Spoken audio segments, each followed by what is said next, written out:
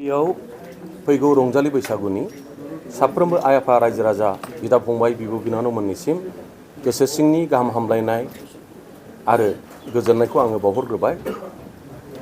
दिनै आङो बे प्रेस मेलनि गेजेरजों आंनि माखासे बाथ्राफोरखौ बुंथिनो आं सानदों।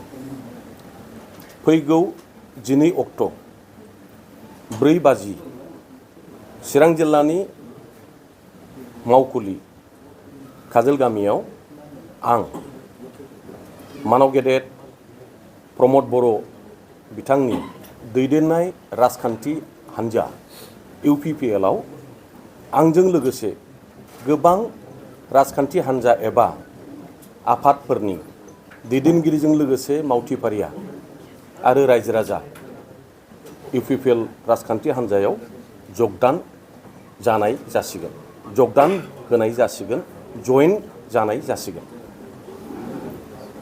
बे बाथ्राखौ सोरखौबा गाज्रि मोननानै दुखु मोननानै बे थांखिखौ आं लायाखै। बियो दिनै समयनि दाबि, जोंनि परिस्थितिनि थिननाय आरो बे हाबाफारियाव जायफोर गोसो गोनां इच्छा थानाय सुबुं एबा व्यक्तिया बाहागो लानो हागोन। गोजोन्थों।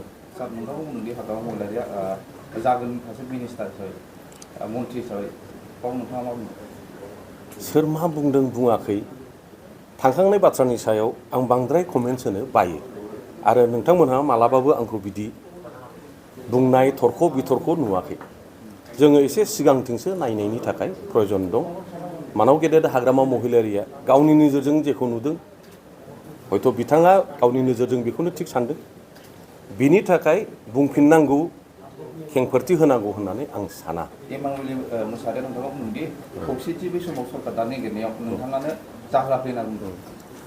आं एसे सिगाङावबो बुंखांबाय जे माहारिनि गावस्रानायनि थाखाय गोरोबलायनायखौ जाहैनि थाखाय इमादानिल' खोथा नङा आरो सोरहाबा बेबायदि आं होबथानायनि प्रमान दंब्ला आङो निजे क्षमा बिगोन।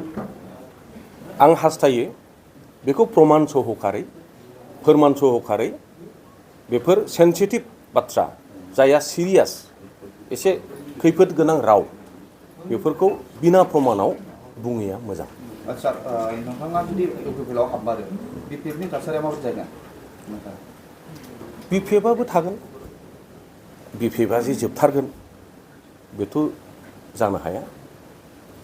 मुल उद्देश्यआ जाहैबाय UPPLखौ गोख्रों खालामनानै जोंनि जि फैगौ सम माहारि हिसाबै जों खौसेयै जयै जोंनि भबिष्यतखौ निर्नय खालामनांगौ। बियो दिनै समयनि थिननाय। खाम्फा बरग'या नोंथांखौ हाबानो मानोना नोंथाङा BPF दाजेननायनि सासे सानसुमै होननानै बुङो।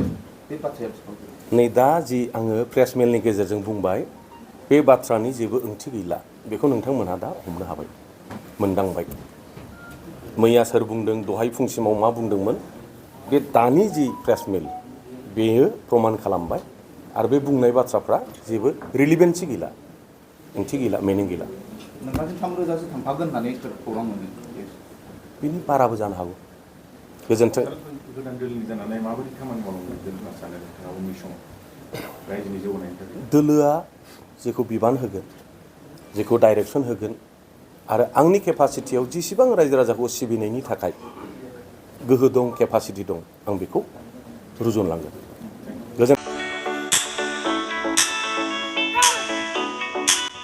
गेलेनायखौ मोजां मोनग्रा एबा गावबा गावनि गथ'खौ पेन्सिल सिलेट मार्शल आर्ट्सनि गोख्रों गेलेगिरि खालामनो सानग्राफोरनि थाखाय मोजां खौरां। चिरां जिल्लानि चापागुरि पेन्सिल सिलेट मार्शल आर्ट्स एकाडेमियाव मुं थिसननाया सोलिगासिनो।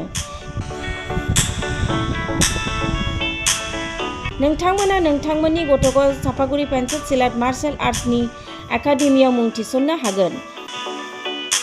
फोरोंनायनि जायगाया जाबाय चापागुरि, लावज्रिपारा, दगरपारा गेलेग्रा फोथार आरो बेरांगाव हास्रावबारि। मख'जाथावदि सापागुरि पेन्सिल सिलाट मार्शेल आर्ट्स एकाडेमिनि सोलोंसाफ्रा गुबुन गुबुन जायगायाव गेलेहैनानै जाफुंसारदों। नोंथांमोनाबो नोंथांनि गथ'खौ सापागुरि पेन्सिल सिलाट मार्शेल आर्ट्स एकाडेमियाव मुं थिसननानै पेन्सिल सिलाट मार्शेल आर्ट्सनि आखा-फाखा गेलेगिरि खालामदो। Sapaguri pencil सिलाट martial arts academy.